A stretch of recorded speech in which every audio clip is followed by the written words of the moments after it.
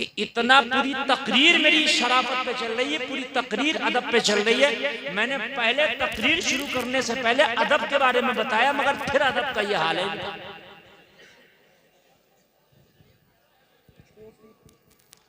Coffee चलाओ और कुछ करो, कमेटी वालों है, मुर्गे की फ्राई जलवा दो तुम, समझे?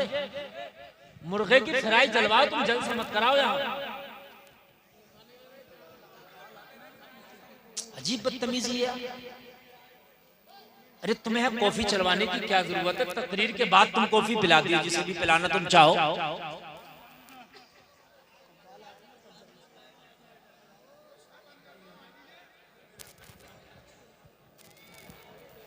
थोड़ी देर आप तकरीर सुन लें और थोड़ी देर के बाद में आप मेरे जाने चाय पीना या मेरे जाने आप कॉफी पीना, आपकी मर्जी की बात है। बस ये आपकी मर्जी की बात है।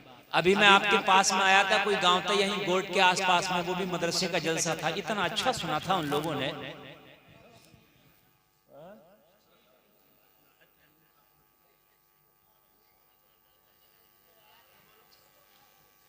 खत्म ही कर लेने इनको, तो आप संभाल लेना कमेटी वालों को। इनको आप थोड़ी सी देर आप सुन लें। एक नारा लो, नारे तकबीर, हाथों को बुलंद करके नारा लगाओ। इंशाअल्लाह मुफ्ती साहब की बहुत बेहतरीन खिताब हो रहा है ना। ठीक है ना? सब एक से नहीं होते, सब एक से हो जाएंगे तो कयामत आ जाएगी। हाँ, सब एक से नहीं होते। आप लोग थोड़ा सा सुन लें।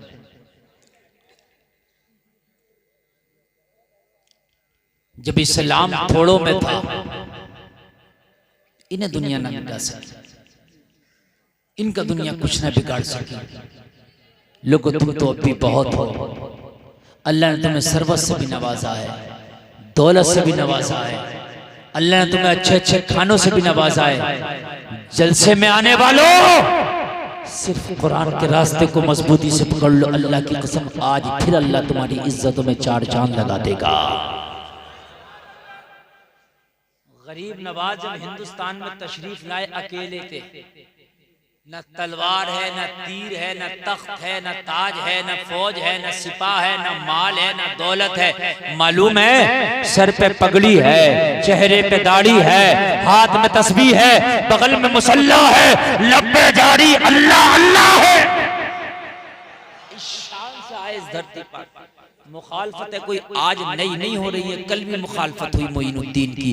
गरीब नवाज की जब अजमेर की धरती पे मुखालफत हुई, वहां के राजा ने कहा इस मोइनुद्दीन को उठाओ और हिंदुस्तान से बाहर निकाल दिया जाए। यहाँ टोपी वाले का काम नहीं, यहाँ दाढ़ी वाले का काम नहीं, यहाँ नमाज और तस्बीह वाले का काम नहीं। जलसे में आने वालों, आज तुम्हारी कोई मुखालफत नहीं हो रही है, पहले से चली आ रही है, लेकिन तुमने कुरान का दामन छोड़ दिया, इसलिए अल्लाह बारिश होते रह गए। तुम्हारा हथियार अल्लाह ने कुरान दिया है। जहां दुनिया के हथियार दम तोड़ जाते हैं, तेरा कुरान वहां भी काम आता है।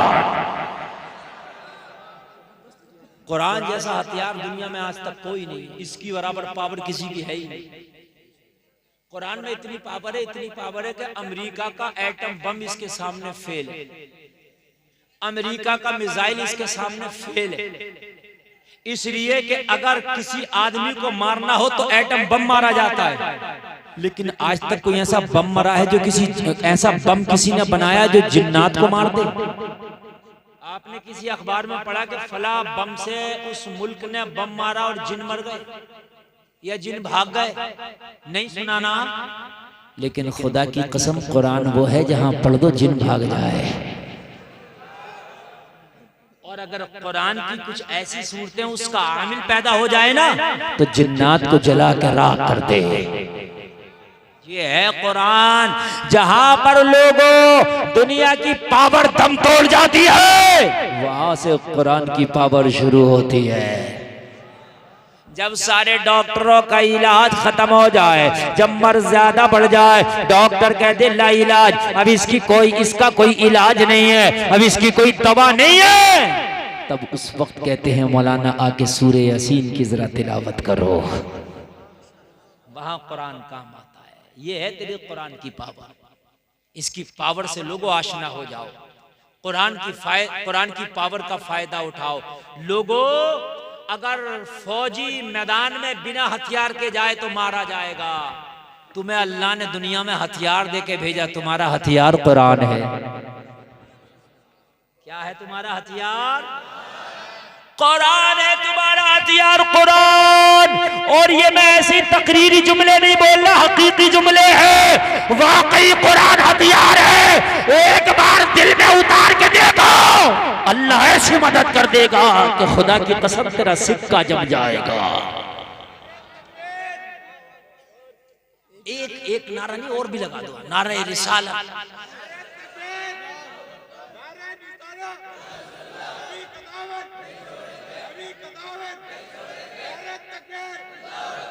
तुमने गोट की लाज रख ली माशाल्लाह।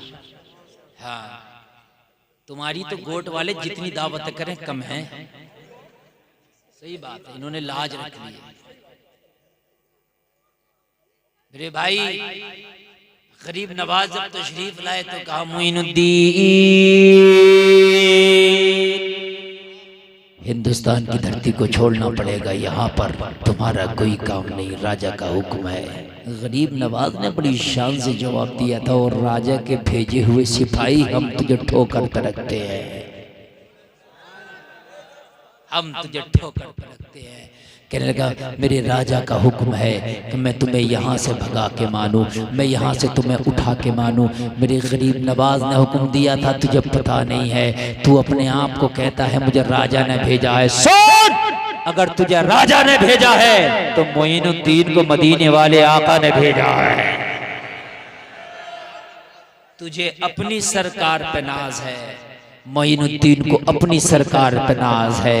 जलसा में आने वालों यकीन करना, अकेला मोइनुद्दीन है पूरी हुकूमत से टक्कर ले रहा है, अकेला मोइनुद्दीन है पूरी हुकूमत से लोहा ले रहा है। मालूम है उसने कहा था, ओ मोइनुद्दीन अपने हथियार इस्तेमाल करने पे हमें मजबूर ना करो, अगर आप यहाँ से ना उठे तो हम हथियारों का भी इस्तेमाल करेंगे। गरीब नवाज ने फरमाया था, सुन का इस्तेमाल करेगा तो पता नहीं क्या होगा, लेकिन जब मैंने इस्तेमाल कर दिया तो सोच लिए फिर खुदा ही जाने क्या होगा। मोइनुद्दीन तेरे पास कौन सा हथियार है? मैंने तो देखा नहीं, तीर तेरे पास नहीं, तलवार तेरे पास नहीं। गरीब नवाज ने फरमाया, तू अपना हथियार अंटी से लगा के लाया है, मैं अपना हथियार सीने में बसा के लाया। तुझे तलवार पे नाज है, मुझे अल्लाह के कुरान पे नाज है। तुझे अपनी हुकूमत पे नाज है, मुझे मदीने वाले की मोहब्बत पे नाज है। कहा यहाँ से तुम्हें उठना पड़ेगा। गरीब नवाज ने कहा हमें तो क्या ही उठाओगे, जिन ऊंटों पे बैठ के इन्हीं को उठा लो। हमें तो क्या ही उठाओगे, जिन ऊंटों पर बैठकर आए इन्हीं को उठा लो। जलसा में आने वालों उस ऊंट को उठाने की कोशिश की, ऊंट उठता ही नहीं। वाकया तुमने सुना होगा, ऊंट ना उठा। गरीब नवाज ने फरमाया, अब अगर पावर देख ली हो तो चला जा, अब अगर मेरी पावर देख ली हो तो चला जा, वरना अब नंबर तेरा है। अभी तो ऊंट बिठाया, अब तुझे भी बिठा दूंगा। गरीब नवाज की चौखट से उठा और राजा के पास जाके बोला, सुन अगर अपनी फौज में रखना है तो रख, ना रखना है तो इस्तीफा देने तैयार हूँ, मगर जिस मोइनुद्दीन के पास तूने भेजा ना उसके पास कभी नहीं जाऊंगा। वो शक्तियों का मालिक है, वो अजीब आमला है उसका। उसने अच्छा हुआ कि ऊंटों को बिठा दिया, अगर वो मुझे बिठा देता तो मुझे कौन उठाता। ये गरीब नवाज है। लोगों पावर कहां से मिल रही है? कुरान से। कहां से मिल रही है? कुरान से पावर मिल रही है। तो जब कल के मोइनुद्दीन को कुरान पावर दे सकता है तो कुरान तो तेरे घर में भी कोई है।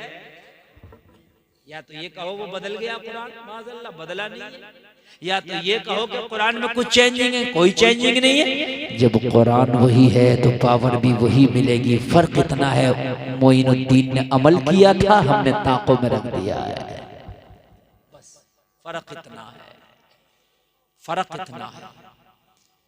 मेरे भाइयों बहुत आसान बात मैं आपको बता करके जा रहा हूं, कुरान को अपनी जिंदगी में लाओ। लोग कुरान को रिसर्च कर करके लोग चांद पर पहुंच गए, हाँ बैठ के सुनो। लोग कुरान को पढ़ पढ़ के रिसर्च कर करके लोगों ने मालूम है क्या क्या कर लिया। एक आज हम हैं कि कुरान को हमने अपनी ताकों में सजाया, और लोगों कान खोल करके सुनो, ताकों में हमने कुरान को सजाया और कुरान ताकों में सज गया। आज हम हर चीज से महरूम हैं।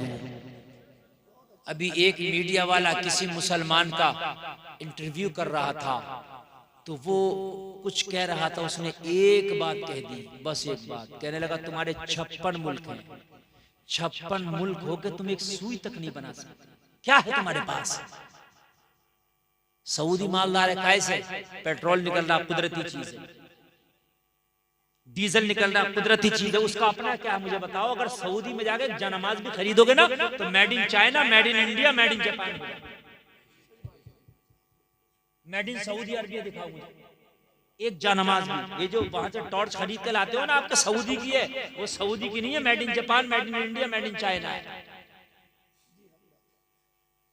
क्या बनाया तुमने?